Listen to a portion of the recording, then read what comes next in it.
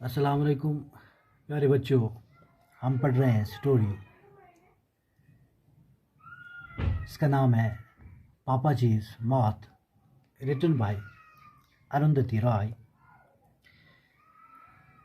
तो इसके दूसरे लेसन में हमने पढ़ा कि अब पापा जी और मामा जी की दूरियां बढ़ गई और यहाँ तक कि पापा जी ने मामा जी से बिल्कुल बात करना छोड़ दिया।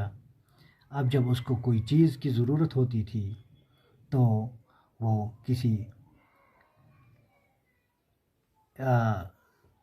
कोचुमारिया या बेबी कोचुमा को एज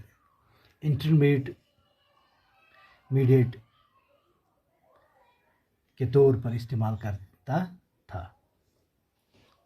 आज हमें इसका तीसरा लेसन पढ़ना है। He bought the sky blue Plymouth from an old Englishman in Munnar।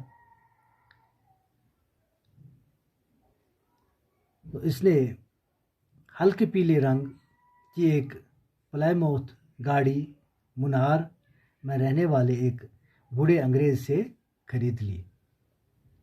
He became a familiar sight in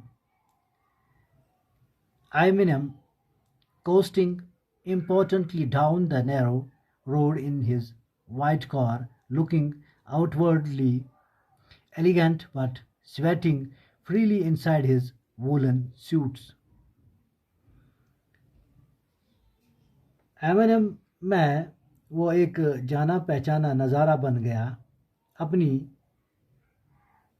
चौड़ी कार में तंग सी सड़क के ऊपर बड़ी ठाठ से सवारी करता हुआ, बाहर से देखने में शानदार लेकिन अपनी ऊनी पोशाक के अंदर बुरी तरह पसीना बहाता हुआ वो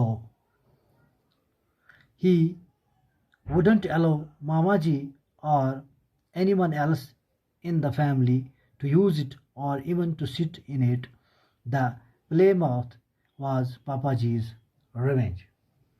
वो मामा जी या अपने कुंबे में किसी भी दूसरे आदमी को इसे इस्तेमाल करने नहीं देता था या इसमें बैठने भी नहीं देता था।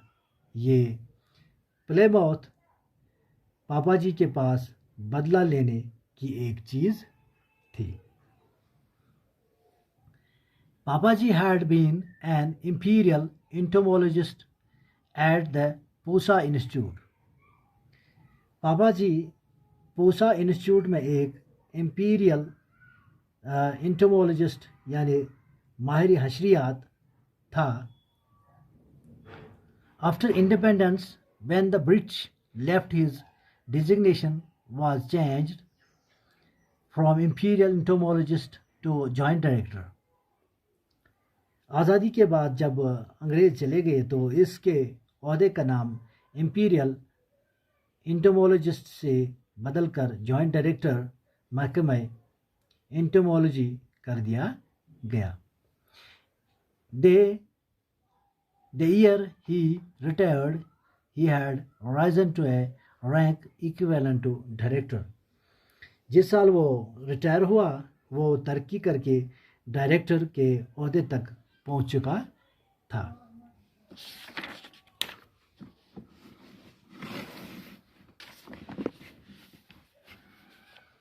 His life's greatest setback was not having had the mouth that he had discovered named after him। इसकी ज़िंदगी का सबसे बड़ा झटका उसे ये रहा था कि वो पतंगा यानी परवाना जिसकी नस्ल की खोज इसने की थी, इसका नाम इसके ही नाम पर नहीं रखा गया था।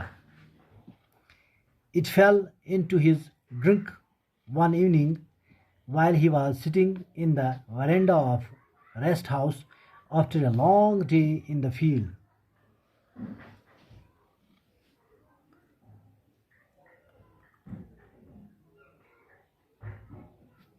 एक इसकी नौकरी वाले दिनों के दौरान एक शाम जब वो खेत में लंबे दिन भर के काम के बाद रेस्ट हाउस के बरामदे में बैठा हुआ था तो ये पतंगा इसके शराब वाले प्याले में आ गिरा था।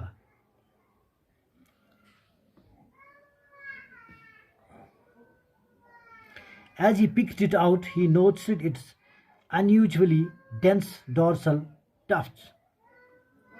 तो जब इसने इसे पकड़कर बाहर निकाला तो इसने पतंगे के पीछे वाले हिस्से के बालों के गुच्छों को गैर मामूली तौर पर गिना पाया। He took a closer look.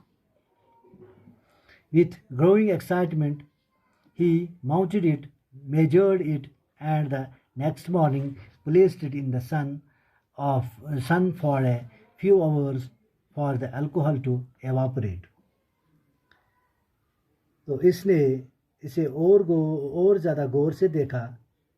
बढ़ते हुए जज्बे के साथ इसने इसे टांग दिया, इसकी पैमाइश की और अगली सुबह इसे कुछ घंटों के लिए धूप में छोड़ दिया ताकि इसमें से शराब की नमी उड़ जाए।